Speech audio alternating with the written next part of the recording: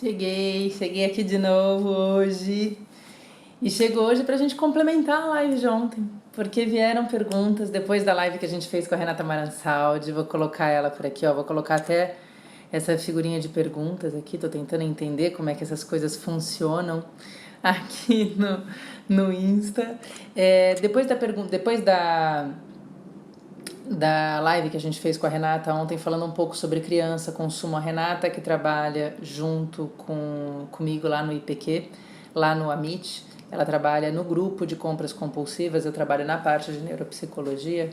A gente veio falar um pouco aqui sobre comportamento de consumo nas crianças e algumas questões que a gente podia considerar, algumas ideias que a gente podia considerar. E daí, depois da live que a gente fez ontem, vieram aí algumas perguntas, algumas questões que eu achei bacana da gente trazer aqui, da gente poder considerar aqui. Então eu resolvi fazer esse complemento aqui, meio que pontual, para a gente poder dar uma conversada sobre alguns pontos que vieram. Então, eu acho que veio um ponto legal numa das perguntas, que é um ponto que fala sobre essa oferta que as crianças têm. Então, assim, as crianças às vezes têm muita disponibilidade, é uma tendência natural da nossa parte e a tendência natural das pessoas é darem brinquedos.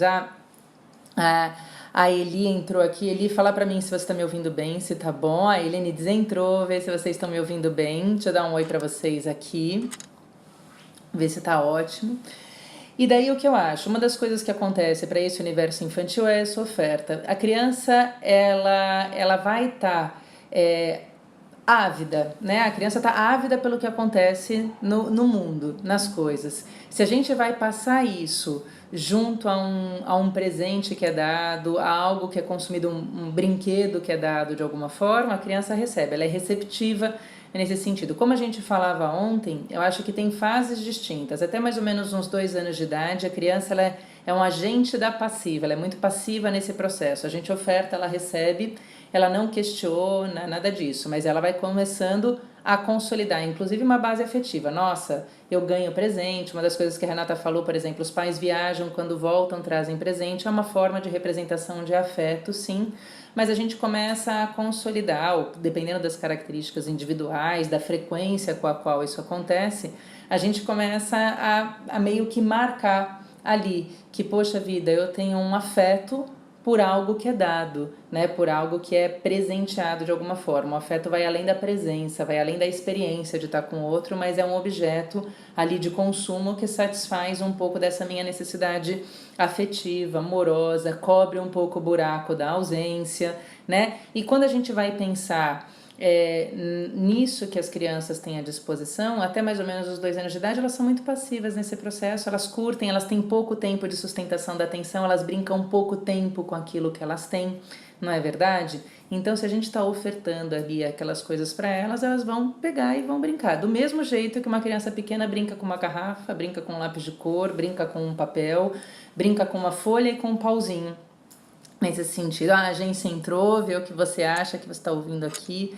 Então, acho que depende do que a gente oferta para a gente poder construir. Tem que deixar, tem que impedir de consumir, tem que deixar de consumir, não. Mas a ponderação aí vai passar pela gente. A criança, quando está mais velha, então, quando ela vai avançando, ela vai dando alguns saltos um pouco maior, em termos de cognição, de processamento mesmo, do que ela entende, como ela entende. A criança, quando está chegando ali perto dos 4, 5 anos de idade, ela começa a ter uma pegada social mais ampla, né? Aquele mundo, a Carla entrou, a Mazinha também entrou, vamos dizendo como é que vocês ouvem por aqui. Criança, então, perto ali dos 4, 5 anos de idade, qual que é a pegada delas nesse sentido? Elas vão começar a ter aí uma ampliação social. Poxa, não existe só a verdade que está ali dentro da minha família, não é só o que minha mãe fala, o que minha avó fala, daquele meu núcleo familiar mais fechado. Eu começo a comparar essa minha realidade pequenininha, que é da minha família, com a realidade que está ali do lado de fora. Então, se meu amigo tem, né, se a mãe do meu amigo faz, eu começo a trazer isso e comparar isso com o que eu tenho. Poxa, mas a mãe do meu amigo fala isso, né? A minha amiga tem isso, né? Eu começo a trazer. Então, essa representação do que se tem, do presente, do brinquedo, vai marcando um pouco para a criança o status, né? Que eu acho que é um pouco das coisas que a Rê trazia ontem, essa ideia do status. Mas a criança nessa fase, ela vai começar a ter algumas outras. Então, será que é isso? Poxa, mas o que a sua amiga tem além disso? Além do brinquedo que ela tem, além do que a mãe dela dá para ela, né? E aí, o que acontece? O que a gente tem aqui para além disso? Mais do que falar da experiência do outro, falar da nossa própria experiência. Tá, a gente não tem esse brinquedo, poxa, mas a gente tem isso, a gente faz isso junto. Vamos validar, talvez validar o que se tem, ao invés de validar a falta, né? Porque o consumo, muitas vezes, ele vem cobrir esse buraco. Então, eu tenho a necessidade, a vontade de consumir alguma coisa, falando aqui de um padrão já escalonado, né? O adulto já tem isso muito mais completo, digamos assim, né? Mas quando a gente tem essa falta, aquilo que a gente consome muitas vezes vem na tentativa de cobrir essa falta. Quando a gente está lidando lá com os adultos, que tem problemas com compras compulsivas, como a gente coloca, muitas vezes é uma questão, aquele clichê, muitas vezes é válido, de que a gente consome para poder cobrir ou para poder cuidar das nossas feridas emocionais, né? E isso a gente vai, muitas vezes, sem querer, ensinando e marcando de alguma forma. Então, pensando nessas fases das crianças, eu acho que a gente tem que passar por um crivo nosso, né? E daí, quando a criança é mais velha, eu acho que a gente ajuda a criança a consolidar a experiência, né? O que ela é, o que nós somos enquanto família, enquanto estrutura, o que ela já tem, né? Não necessariamente que ela precisa do que o outro, do ter do outro, para poder ser alguma coisa um pouco mais robusta. E daí acho que isso vai passar um pouco por essa relação de afeto que o presente tem. Dar presente para alguém é um gesto afetivo, é um gesto amoroso, né? E não é um gesto, não é condenável, é um gesto valorável, né? Mas é muito importante a gente marcar o afeto para além desse presente, desse concreto. E daí acho que entra uma questão, uma colocação que veio então, que era a colocação da passagem desse amor, por exemplo, que eu acho que é muito verdadeiro e muito genuíno, como é feito pelos avós, pelos familiares. Me ouçam com todo o cuidado e coração aberto desse mundo, né? As pessoas gostam de dar presente porque elas se sentem bem e elas gostam de ver quem está ganhando presente feliz e bem com o que está ganhando, né? Mas é importante que a gente ensine que esse afeto, que esse amor vai além disso. Esse é um exercício que a gente tem tido muito constantemente com a Ana. Então a Ana, nessa fase dela, de que ela está saltando um pouco mais, já está lá com 7 anos de idade, ela tem trazido com muita frequência a questão financeira, presente. Eu vou ver então o fulano, então ele vai me dar um presente, né? Mas eu quero ter dinheiro, eu quero ter isso, compra isso, me dá isso. Então a gente tem trazido com muita frequência, nossa, mas quem é rico, quem não é rico, né? Essa não é uma colocação nossa interna, mas ela vive num universo que traz isso de algumas formas e é assim que ela tá metabolizando, entendendo ali como é que as coisas estão acontecendo. Então, como é que tem sido o nosso papel? É óbvio que a gente não tenha nem a menor condição, né? Por mais que a gente faça colocações, não cabe a gente proibir dos avós, da família, dar presente, mas a gente tem falado de como é que a gente talvez possa promover experiências, para a Ana poder valorizar as experiências que ela tem com as pessoas que ela ama. Então, isso a gente tem valorizado, tem chamado mais atenção para as experiências do que para os presentes que são dados de alguma forma. E em casa a gente já faz isso, de uma forma geral. A gente tenta trabalhar mais sobre a experiência do que sobre os presentes. E isso acho que tem aí alguns desconfortos, algumas frustrações da parte dela, mas tem muitas elaborações que eu acho que vem bacana nesse sentido. Então, acho que uma ideia de poder lidar aí com essas figuras tão amorosas e que tentam às vezes demonstrar amor de várias formas, talvez essa seja uma delas. Outra questão bacana que eu acho que veio e que é diferente da questão do que a gente estava trazendo até então, é a questão do comportamento de consumo alimentar. Assim, que eu acho que existe uma oferta, né, o tempo todo das crianças assim poderem pegar, consumir, inclusive em termos alimentares, digamos assim, o que elas quiserem. E aí, como é que acontece, né? O que faz com isso? Então, uma das colocações que vem é como é que a gente lida uma criança na frente da vitrine da padaria. Era essa colocação que a Ale fez, por exemplo, assim. Então, eu acho que eles têm aquela vontade e eu acho que eles têm aquele ímpeto, né? Aquela vontade do momento. Eu ouvi uma coisa quando era criança que era cruel, mas muito verdadeira. Olha, vamos esperar Acho que você acabou de fazer isso, acabou de comer isso, você está comendo com os olhos, você não está com fome, vontade é coisa que dá e passa. Essa era a frase, eu acho que o slogan da minha mãe em alguns momentos, nesse sentido, né? Não que resolveu o tempo todo, mas que eu acho que ajudava a gente a pensar. Uma das coisas que eu acho que é interessante é a gente talvez trabalhar essa consciência. Então, de novo, olha, você acabou de comer, consciência do que tem, não do que falta, porque quando a gente vê, a gente tem vontade de, né? A gente ajudar eles, talvez nesse processo de conscientização, em alguns momentos, ajudar no processo de saciedade. Vamos prestar atenção para a gente poder pensar o que a gente está com vontade, o que você acabou de comer, que gosto cada coisa tem. Então, mais do que comer pela voracidade, comer de maneira atenta, prestando atenção nas coisas, eu acho que é um jeito que às vezes ajuda a driblar esse ímpeto, essa vontade nesse sentido. E aí eu acho que é uma estratégia que a gente, conforme a gente vai apresentando e articulando, eu falo que mais do que falar não, a gente tem que dá a condição da criança sustentar aquele não, né? Então, assim, é explicar, é tentar conversar, né? E claro que tem horas que não é não, mas eu acho que é tentar conversar e tentar explicar para eles, olha, então é isso. Então, eu acho que a ideia da consciência é bacana, então que gosto isso tem? Vamos comer. Então tá, você tá com vontade? Então vamos pegar um brigadeiro aqui pequeno, ó, porque você acabou de comer. Vamos ver que gosto tem, o que você está sentindo, que sabor é esse, que tatatã. Brincar com a consciência sobre o comportamento alimentar. É uma exploração sensorial também, eu acho que é bacana em alguns momentos, né? A gente trazer tudo isso à tona. É legal. E a Mazinha tá colocando aqui que os sobrinhos dela, quando pedem para a irmã dela... Aqui, ó, meus sobrinhos, quando pedem para minha irmã, dizia que tinha que trabalhar, a irmã dela dizia que tinha que trabalhar muito para comprar. Aí eles brincavam dizendo que estavam trabalhando e perguntavam o que eles estavam fazendo, eles diziam, quando você perguntava para eles o que eles estavam fazendo, eles diziam que trabalhavam para comprar.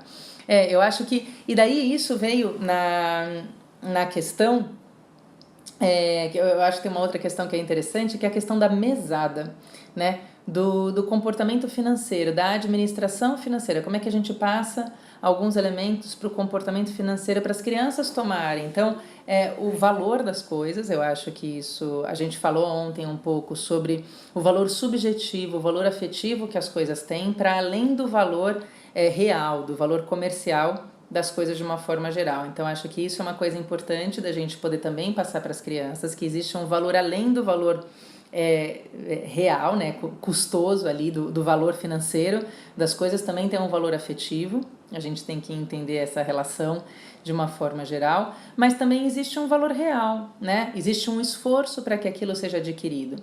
Quando a criança é pequena, ela ganha, né? Ela recebe, ela não tem uma ação de esforço ativo para que ela tenha aquilo de alguma forma, né? E a gente tem que tomar cuidado, assim, as crianças têm que trabalhar, digamos assim, né, nesse processo de ajuda e tudo mais, mas a gente também tem que incentivar esse trabalho, assim, dela me ajudar, porque isso é importante para mim, porque isso alivia para mim, é um comportamento empático também, não só para ela ganhar. Então, na questão da mesada, na questão de trabalhar para poder ganhar algum dinheiro, no ambiente da casa, no momento em que a gente está trabalhando com as crianças um pouco dessa consciência financeira, nesse sentido, eu acho que vale a pena a gente prestar atenção. Eu acho que é uma live que eu acho que vale a pena a gente falar aqui, sobre a ideia de mesada. Como é que a gente faz a mesada sem criar mercenários, digamos assim. Esse é um exercício também, eu estava conversando isso ontem com a Ana, estava falando para ela que a gente estava falando aqui das coisas, de comprar, de não comprar. Ela trouxe da revolta dela, porque que ela está sem mesada, e eu estava explicando para ela que a gente acho que tem que conversar algumas coisas antes dela ter mesada. E uma das coisas é ela entender que a mesada não é de graça, mas ela também não tem que ficar barganhando o tempo todo. Eu só faço isso se eu ganhar alguma coisa. Então eu quero exercitar um pouco mais esse altruísmo com a Ana, para ela não ficar nesse comportamento o tempo todo barganhado, mercenário, de só fazer alguma coisa se receber em troca.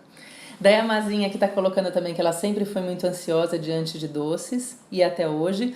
E eu concordo, mas eu acho com você que é uma coisa que a gente, desde sempre, né? Então, assim, Por outro lado, eu acho que a falta gera ansiedade. Então, eu tomo cuidado porque em algum dos meus tempos com a Ana, eu fui meio que uma terrorista nutricional. Quem fala isso é a Sophie Derran. Ela fala que existe um terrorismo nutricional que a gente coloca. A Cecília entrou aqui, a Olha entrou, vou dando um oi para vocês. Então a gente tem que tomar cuidado para a gente não criar também um monstro sobre essa questão alimentar, né? Acho que é outra live bacana da gente falar aqui, é um pouco dessa questão de como é que a gente ajuda as crianças a lidarem com o comportamento alimentar, que é outra, assim como o consumo, a gente não deixa de comer, a gente não deixa de consumir na vida, a gente não deixa de usar a internet na vida, a gente não deixa de comer na vida, né? Como é que a gente aprende a regular o uso desses comportamentos que são tão facilitados para a gente, de alguma forma? Então, acho que esse é um denominador comum entre, por exemplo, o uso de tecnologia na infância, consumo na infância, comportamento alimentar na infância, né? E todos eles vão passando por uma via afetiva, vocês concordam? Eu dou um presente para poder agradar, eu dou uma comidinha, dou um docinho para poder agradar, e é isso mesmo, porque eu trago para vocês aqui uma revisão de vida que eu tive com uma bolacha recheada. Bolacha recheada também traz insight nesse sentido. E do mesmo jeito que a gente dá o vídeo para as crianças ficarem ocupadas enquanto a gente faz alguma coisa. Então, acho que a gente tem que pensar, né, nessas disponibilidades aí, porque eles não têm mecanismos regulatórios internos, os mecanismos são nossos, e quem ajuda eles a pararem para pensar sobre o que está acontecendo é a gente, né? E deixa eu ver aqui as perguntas de vocês. Ótimo, gente, adoro quando vocês trazem aqui. A Má tá tentando compartilhar no WhatsApp. Eu também não sei como, Má, e eu tô fazendo, inclusive retomando algumas coisas da live de ontem sobre a ideia de comportamento de criança e consumo, porque eu não consegui salvar a live de ontem depois, né? Então, eu acho que tem algumas coisas aqui pra gente poder pensar, pra gente poder ir vendo. E, que querida, eu tô vendo aqui ela compartilhando nos grupos. Ai, meu Deus do céu, a Marcinha aqui colocando que é difícil, acho que é, e a Márcia, ela acompanha a gente com a live aqui, eu acho que ela traz essa questão, assim, sempre desses dois lados, né? Então a gente pensa de um lado e tem que articular do outro. O exercício da maternidade, da parentalidade, eu acho que é esse exercício que a gente fica criando relativizações o tempo todo. Se a gente for muito xiita, e eu acho que eu tive um funcionamento em vários momentos muito xiita, muito determinista. Não, se é assim, com a Ana, eu fui muito, acho que um pouco mais, numa pegada mais autoritária do que eu tenho hoje. Não que eu fosse uma mãe autoritária, eu era, acho que, uma mãe mais autoritativa, a gente fala de estilo parental em algum momento, mas eu acho que eu tinha um autoritarismo um pouco maior, né? Hoje eu acho que eu consigo relativizar, mas sem amolecer. Eu consigo coligar com as crianças sem desconsiderá-los, mas também sem me desconsiderar nesse processo. A relação tem sido mais feliz com a gente nesse momento, e acho que por essa consciência que eu fui adquirindo enquanto eu fui exercitando essa maternidade consciente. Tecnicamente, a gente tem um monte de truques, gente, a gente tem um monte de técnicas, né? Falando isso enquanto psicóloga, enquanto neuropsicóloga. Na vida prática, exige da gente a enésima potência do que a teoria exige nesse sentido. Então, eu acho que essa articulação, esse exercício o tempo todo é muito bacana da gente estar fazendo, né? É muito legal. E deixa eu ver aqui, tá? Que daí a Má sempre teve esse terrorismo, né? Esse terrorismo nutricional que a gente estava falando aqui, que eu acho que isso instiga. Acho que o terrorismo nutricional, então, como se traz, a ideia do que ela traz, então, assim, a coação sobre o comportamento alimentar, ele traz muito mais transtornos, né? Não sei se transtornos, vamos atenuar aqui. Muito mais um comportamento alimentar inadequado, menos funcional do que um comportamento funcional. Então você fica condenando o que a criança come, como ela come o tempo todo, né? Falando, você come igual um bicho, você come sei lá o quê, criando uma situação desgastante naquele comportamento alimentar. Eu acho que isso sim incita muito mais uma disfunção do comportamento alimentar do que um ajuste. A gente não vai ter que deixar de dar bronca, mas a gente vai ter que pensar como a gente faz isso para não criar disso, fazer disso um terrorismo, né? Fazer disso um suplício. Então aqui a Márcia colocou aqui que ela, o filho mais velho dela comeu doce aos 2 anos, quando começou a ir a festinhas. Então, Vamos pegar numa pegada sensorial, faz todo sentido a criança começar a comer doces, a criança ter uma oferta, dessa oferta, digamos assim, mais partilhada, perto dos 2 anos de idade. E ela falou que começou a dar brigadeiro pro mais novo aos 6 meses, por causa dessa flexibilidade. Eu tô resistindo, com o Theo eu tô resistindo. Ele tá com 1 ano, ele ainda não comeu doce, pelo menos eu na minha doce ilusão materna de controle absoluto, né? Não sei se alguém já deu alguma coisa nesse sentido, mas espero que não. Eu só vou simplesmente, acho que fazer a caveira das pessoas, caso elas tenham feito isso em algum momento com o Theo. Mas assim, até os 2 anos de idade, a criança está conformando, falando do comportamento alimentar, né? Eu acho que é muito bacana nesse sentido. Até os 2 anos de idade, a gente está sedimentando a nossa estimulação sensorial de uma forma geral. Estimulação visual, a estimulação gustativa, né? Se a gente ofertar um estímulo, então um alimento, uma imagem, e daí eu tô falando aqui de vídeos nesse sentido o tempo todo, né? Se a gente colocar um estímulo que é um super estímulo, então assim, quando eu ponho um doce na boca com bastante açúcar, ele acende o açúcar 10 mil pontos, assim, aquele sabor com menos açúcar começa a ter menos importância quando eu dou com mais frequência sabores com mais açúcar, né? Então pode ser, não obrigatoriamente, mas pode ser que eu habitue aquele paladar a curtir o doce quando o doce é muito doce. E eu desabitue aquele paladar a curtir o doce quando ele é um doce menos doce, o doce de uma fruta, um doce menos doce de uma forma geral. Então é só uma questão para a gente poder pensar, faz sentido a gente não hiperestimular as crianças em termos sensoriais até mais ou menos os 2 anos de idade, para que elas tenham uma habituação, para que o sistema delas consiga acomodar, se sentir satisfeito, quando os estímulos são os estímulos ambientais mais normais. Porque não necessariamente eu vou conseguir comer doce toda hora, né? Então acho que é uma coisa legal da gente pensar, não tem que deixar de ter doce, né?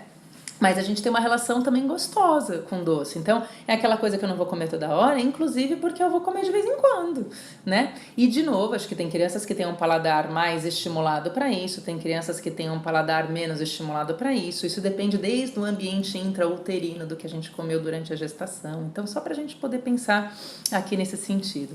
E a Márcia está colocando aqui que foi uma libertação, não sei se foi o brigadeiro do bebê dela aos 6 meses, se foi essa maternidade, essa parentalidade mais fluida que a gente consegue alcançar. Eu acho que ao longo do tempo, né, não obrigatoriamente com o segundo filho, mas ao longo do tempo eu acho que a gente vai, se a gente vai exercitando essa consciência parental, eu acho que a gente vai evoluindo nesse sentido. E o que traz a gente para poder pensar de novo sobre esse comportamento de consumo. Então a ideia não é não consumir, né? A ideia não é não dar presentes, a ideia não é não trabalhar a questão afetiva embutida nesse ato de doar, de dar algo para alguém, nessa forma de um presente comprado, um presente consumido. Mas a ideia é assim, é a gente construir algo junto com isso, né? Então a gente verificar quais são os significados, quais são os valores, quais são as questões que a gente traz.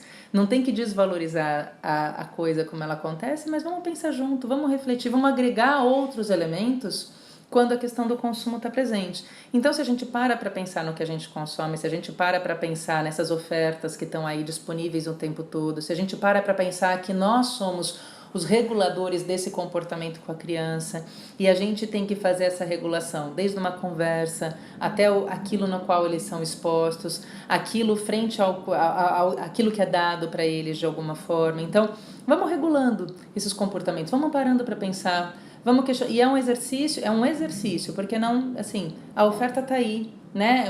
Eles ganham, a gente não controla tudo nesse sentido e nem tem que controlar, mas daí a gente vai construindo tudo isso com eles. Eu acho que talvez uma palavra de ouro para parentalidade, uma palavra de ouro para educação, eu acho que é essa ideia de exercício e construção, né? Dentro da parentalidade, eu acho que é esse exercício parental o tempo todo, né? E dentro de uma proposta educacional é essa construção aí que se dá o tempo todo. Então, quando a gente vai pensando nessas coisas, eu acho que às vezes é mais ou menos por aí. E a Má tá colocando aqui que às vezes a atenção a um programa de domingo com os pais vale mais do que algo material. Eu acho que às vezes você tá com um filho na cozinha, né? Eu adoro, por exemplo, então eu uso o final de semana para cozinhar, que é quando dá. E daí eu deixo, por exemplo, ali as crianças participam desse processo comigo de alguma forma. É a hora que eu tô com elas ali, é a hora que as coisas estão acontecendo, é a hora que rolam vários papos, né? E a gente tenta valorizar muito nesse sentido essa questão, essa proposta de que o ser, o estar junto, né, é algo que tem que valer para que a gente possa produzir, ter alguma coisa, um valor a mais, algo agregado para além daquilo que se tem, além do concreto, além do brinquedo que brilha e tudo mais, a gente tem algo que eu acho que agrega aí, que traz outros valores. Então, pensando em consumo, um consumo consciente, um consumo que ajude a gente a parar para pensar em tudo que está sendo passado junto com esse consumo, eu acho que são algumas coisas que fazem diferença nesse sentido. Tá bom? Vou tentar salvar essa live hoje, torçam por mim nesse sentido, nesta minha vida de tentar aprender a fazer coisas pelo Instagram, que eu acho que é mais difícil do que as outras mídias sociais. Vou tentar salvar e daí eu também depois ponho nos outros lugares. Obrigada por quem passou por aqui, obrigada pelas perguntas, pelos comentários. Isso me deixa assim feliz, preenchida, recheada aqui de um monte de coisa. Beijo, Márcia, beijo, Má, beijo pra todo mundo que entrou aqui e a gente vai se vendo, vai se falando, tá bom?